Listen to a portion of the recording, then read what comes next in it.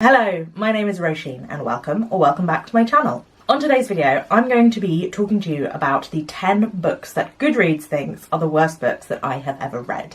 And we can see how my taste and the taste of the Goodreads reading public lines up. I haven't used Goodreads since about the middle of 2020. I don't think. I use the Storygraph, which will be linked in the description. But for one thing, the Storygraph doesn't easily organise by other people's ratings. I think because it's not about like being influenced by other people, but that does make it harder to do videos like this. And then the other reason is that obviously Goodreads is the big one, the Amazon owned big business version, and so it has more data. It might be interesting to see what the difference is between the ratings in Storygraph and Goodreads. Let's do that. So I'm going to compare the two as well, but we're just going to do the ordering by Amazon. Now, because I haven't used Amazon in so long, I had to import all my reads from Storygraph into Amazon, and they didn't all come through. I've tried to go through manually and add the ones that were missing, but it's also put everything that I've read as everything on my Storygraph as read, even if it was just on my to read pile on Storygraph. It's been put as read on Goodreads, so I'm gonna have to like ignore all the ones that I haven't actually read yet that are low rated, although I am now intrigued to see how things like Gingerbread and My Favourite Girlfriend Was a French Bulldog and Leave the World Behind, why they have such low ratings. So the first one on here, the worst book that Goodreads thinks I've read, is Return to the Enchanted Island, a novel by Johari Ravaloson, which I read when I was reading books from Southern Africa, I think. So I will leave that linked in the cards above if you would like to check it out. It is a book, one of the first books by a Madagascan author to have been translated into English. And I didn't think it was entirely successful. I don't think it's got 2.75 stars rating on Goodreads, which is probably about where I would have rated it. It's about a guy who lived in France. He was from a wealthy Madagascan family and he lived in France, and he goes back to Madagascar, and there's some Madagascan folklore woven through it. It was, I thought, more successful when it was talking about the kind of mythic elements of the past, and less successful when it was just talking about this rich bloke in Paris. The writing style itself, it's hard to tell when it's a translation how much of it is the translation, how much of it is the writer, because I don't speak the original language. I wouldn't say it was the worst book I've ever read, certainly not, but it was just an average read for me. It's only got 601 ratings, which is quite low for Goodreads, and I guess so it's kind of surprising that it is so lowly rated, because normally when things have fewer ratings, they have better ratings, just because people are really interested in it if they read it. It's not just reading it because of the hype. But yeah, I didn't love it either.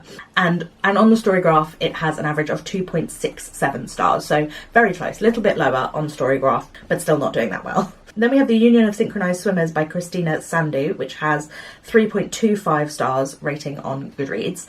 This was a really, really short book, like more a short story than even a novella, and I ended up feeling quite unsatisfied by it. But I think that's because I didn't realise. I had a proof on NetGalley, and I didn't realise how short it was before I started reading it. I think if I'd known, I would have gone in with different expectations, and that would have probably changed my rating. It's about a group of synchronised swimmers in an unnamed Eastern European country who escaped the USSR at a sporting event. I think it's the Olympics, and then we see their lives in the future and how free or not free their life is outside of the dictatorship of the Soviet Union. And I thought that was a really interesting premise, but it's such short snapshots from each of the other lives. I didn't think everything was as developed as it could have been. I did enjoy the writing style though. This has an average rating on Storygraph of 3.31 stars. So again, very similar to Goodreads. And I think I can, like I said, because I went into it with the wrong expectations, that's why it didn't quite match up for me. But also I think that I can understand it doesn't really have any plot, and I think that there's kind of that loose ends feeling that a lot of people don't like in books, so I think that that's probably why. I can get on board with that sometimes, but I did feel like a lot of the themes were a little underdeveloped. But again, I wouldn't say it was the worst book I've ever read by any stretch. Then we have A Lady Cyclist's Guide to Kashgar by Suzanne Joinsson, which has 3.25 stars as well, so it's tied with The Union of Synchronised Swimmers. And I'm actually surprised that this is so low, despite the fact that I didn't love this book, because I feel like it's the sort of book that I have tended to read when I've read the Goodreads Choice Awards historical fiction. This is historical fiction with two time periods, one of which is in the early 20th century, about two sisters who go to Kashgar as part of a missionary thing, but one of the sisters actually wants to write a geography guidebook to the area, and the other sister is a missionary. Then the modern time period is in the after this old lady's died and she's left something to this other woman, and we see her from her perspective, and those dual timelines, women in history, easy reads with a lot of plot are what I often find is in the Goodreads Choice Awards historical fiction category, and it's not my style of historical fiction. I particularly find I struggle with dual timeline stories because one of them's always better than the other, or I can't see the reason why it had to be done in a dual timeline thing. I think you need, it's like rhyming in poetry, you need a really good reason, otherwise it just comes off. You couldn't develop it properly in one timeline and you had to like have your reflections superimposed with the other one. So yeah, I didn't love this book, and I felt a little icky about its treatment of Islam as well and things like that. I thought it didn't do that great a job of, so I can understand why that would be lower down. It was an easy read, whole women doing things in history being such a big part of historical fiction that people love. I'm surprised that it doesn't have as much love. And again, this has 3.21 stars on Storygraph, so very similar position. Next, we have The Swan Book by Alexis Wright, which has 3.3 stars. And I know why this is lowly rated. I found this book very challenging, and I think that's probably why it's lowly rated, because it's a hard book to get your head around. Alexis Wright is an Indigenous Australian writer, and this is set in a near future about a girl who is living in this sort of reservation where the Indigenous people have been put, that is destroyed by like toxic waste and climate change. She ends up being married to Australia's first Indigenous Prime Minister, or President. I think he's a president in the book, because in the future they've stopped being part of the Commonwealth.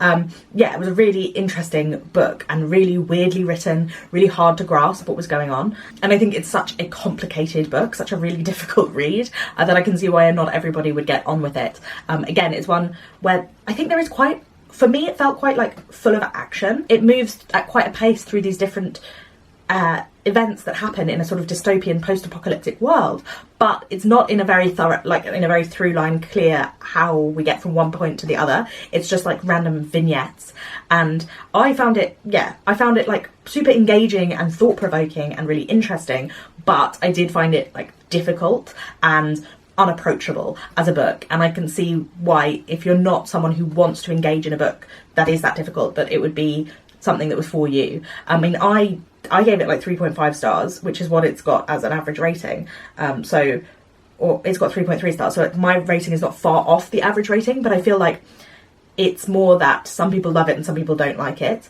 And 3.5 for me is a good book.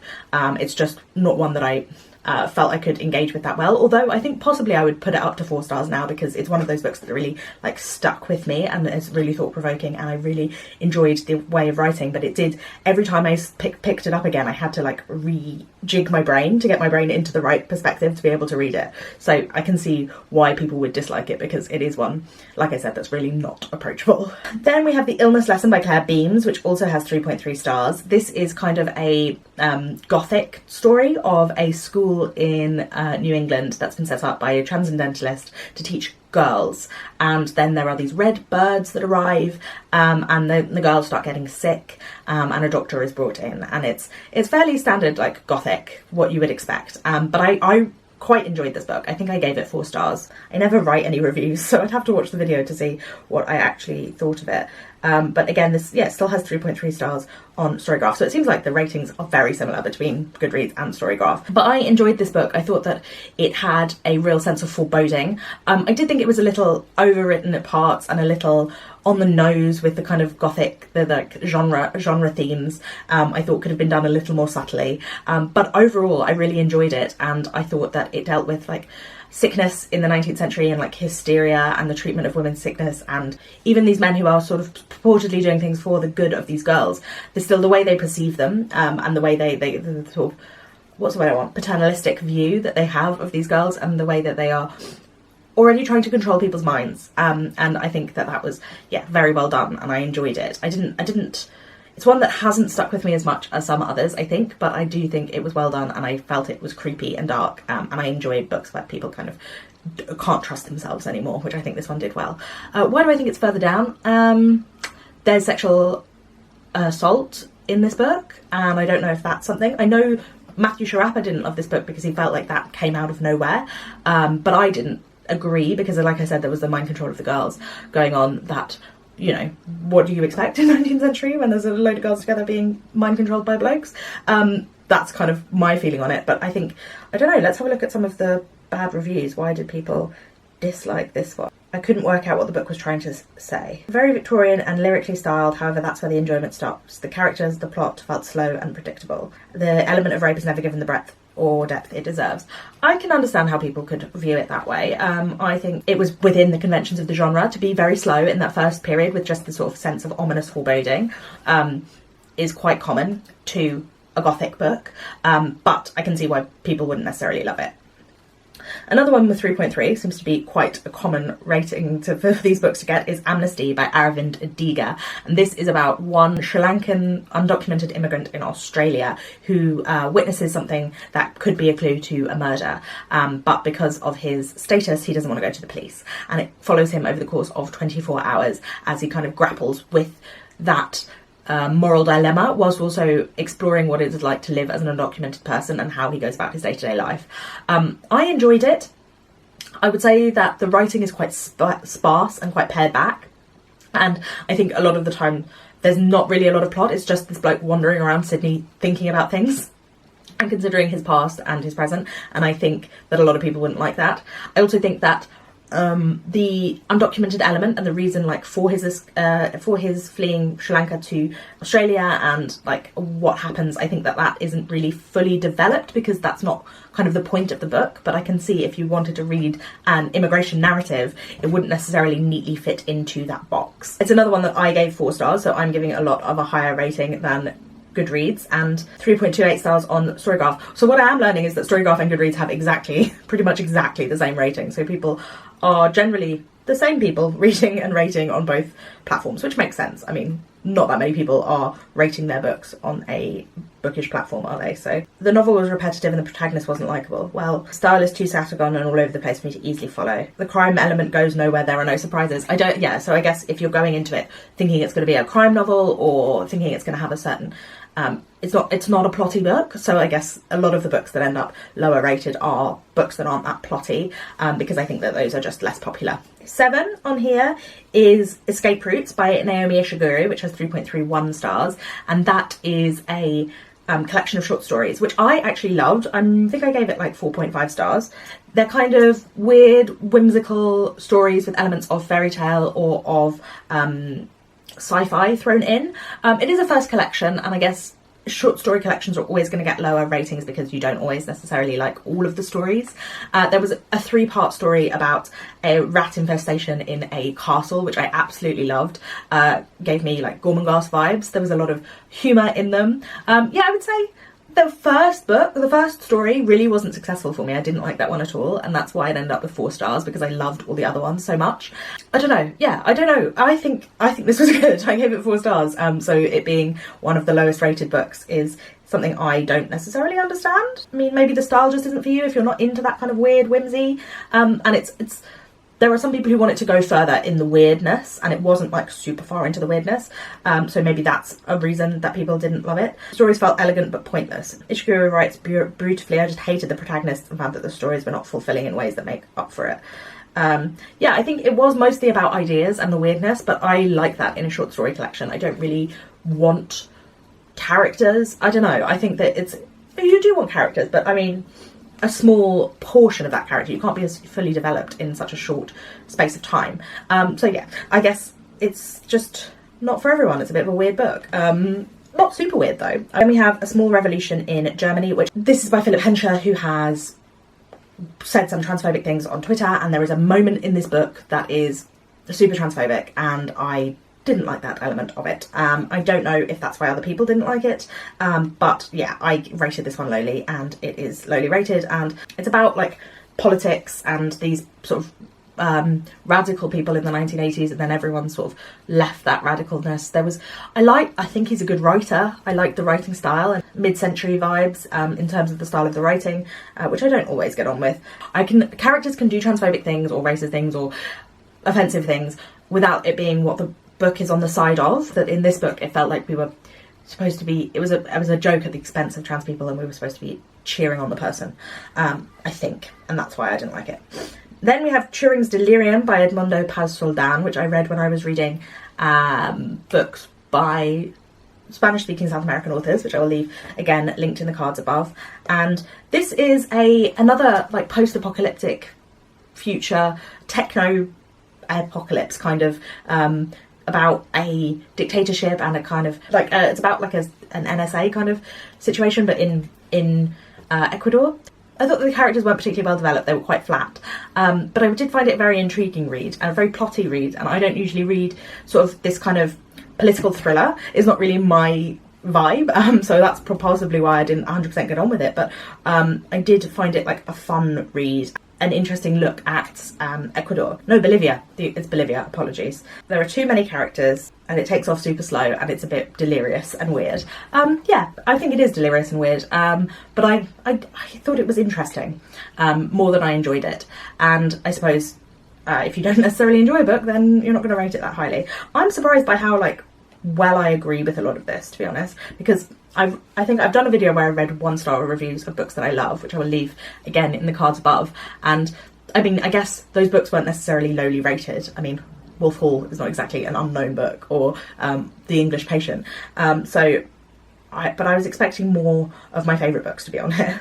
And then the final one is The Sweet Indifference of the World by Peter Stamm, which has 3.37 stars on Goodreads. This is a book by a Swiss writer set in Sweden about a writer who suddenly meets the girl who he was writing about, who was his old relationship, but she's young now and she's in a relationship with someone who seems like him. Yeah, it was kind of navel-gazy, really nicely written, very, very short story. But I really didn't think it went far enough with like the weird doppelganger element of it. And I read it 2 years ago and I've basically forgotten it. So yeah, again, I think it's a book. What a lot of these books have in common is that they have no plot. And I think that that's something that people don't necessarily like. But some of the books that I love that have no plot are not that lowly rated. So I think maybe books that have no plot that also don't necessarily succeed in making their points obvious or in being comprehensible. Some of these books felt really like inaccessible, like I was saying about the Swan Book and Turing's Delirium. They were books that were a little more difficult to get into with the style of writing. Like Turing's Delirium jumps around all over the place, which I think like through different characters' perspectives, written in different styles each time it's in a different character, and I think that that can be something that's tricky to like keep momentum going if you have that style of book. And yeah, some of these books were really short, and so I guess are more like a snapshot than a fully developed plot. Maybe that's why people don't like them. Yeah, this was interesting. I honestly thought there would be more books that I loved down there and more to like talk about, but for the most part these were books that I found myself giving medium reviews. Some of them, I think there were 2 that I gave 4 stars down there, but no books that I've absolutely loved made it to the lowest rated. Maybe I should see what are the lowest rated of the books I love. But yeah, let me know in the comments down below what you thought. Do your views and the views of the general public often line up with books? A lot of the books that I love have more like, they're more divisive. Like I was saying about Wolf Hall being my favourite book. I absolutely love Wolf Hall, but a lot of people I know have struggled with it, have found it boring or difficult to get into or too intensely detailed, things that I love about that book. But it is also obviously a Booker Prize winning, very beloved TV series made of it book. So it's not like it's not like I'm alone in loving Wolf Hall. It's a very popular book. It's just one that I know a lot of people also don't like. But yeah, let me know in the comments down below what you thought. And if you'd like me to look at what Goodreads thinks are the best books I've ever read, maybe I'll make that video in the future. Thank you for watching. Please remember to give this video a thumbs up if you liked it and to subscribe. I put out new videos twice a week, so I will see you again very soon, and I will put a couple of videos here that you might be interested in watching. Maybe some of the videos where I read some of these books and I can give you more in-depth thoughts because it's right fresh in my mind. I feel like my mind is slowly melting with book reviews and I'm forgetting every book I've ever read. But thank you for watching and I will see you again very soon. Bye bye!